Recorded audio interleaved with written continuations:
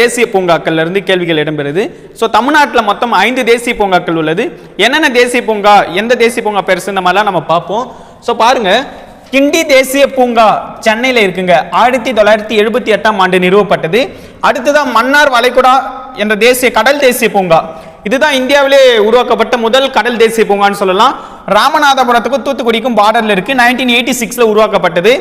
இந்திரா காந்தி தேசிய பூங்கா எங்க இருக்குன்னு பாத்தீங்கன்னா கோயம்புத்தூர், கோவையில் இருக்கு. 1989ல உருவாக்கப்பட்டது. கடைசியா நடந்த எஸ்ஐ எக்ஸாம்ல கேட்ட ஒரு கொஸ்டின். முக்கூர்த்தி தேசிய பூங்கா அல்லது நீலகிரி தார் தேசிய பூங்கா. நீலகிரி தார் வந்து இங்க தான் அதிகமா இருக்கு. அந்த வரையாடு சொல்றோம் இல்லையா, அதிகமா இங்க தான் இருக்குன்றதால முக்கூர்த்தி தேசிய பூங்கா நீலகிரியில் இருக்கு. 2001ஆம் ஆண்டு நிறுவப்பட்டது.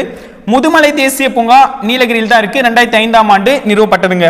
உங்களுக்கான கேள்வி, இதுல சிறிய தேசிய பூங்கா எதுன்றத கமெண்ட் பாக்ஸ்ல பண்ணிருங்க. இதுல பெரிய தேசிய பூங்கா வந்து மன்னார் வளைகுடா கடல் தேசிய பூங்கா தாங்க பெருசு. சின்னது எதுன்றத நீங்க கமெண்ட் பாக்ஸ் பண்ணிடுங்க. நன்றி.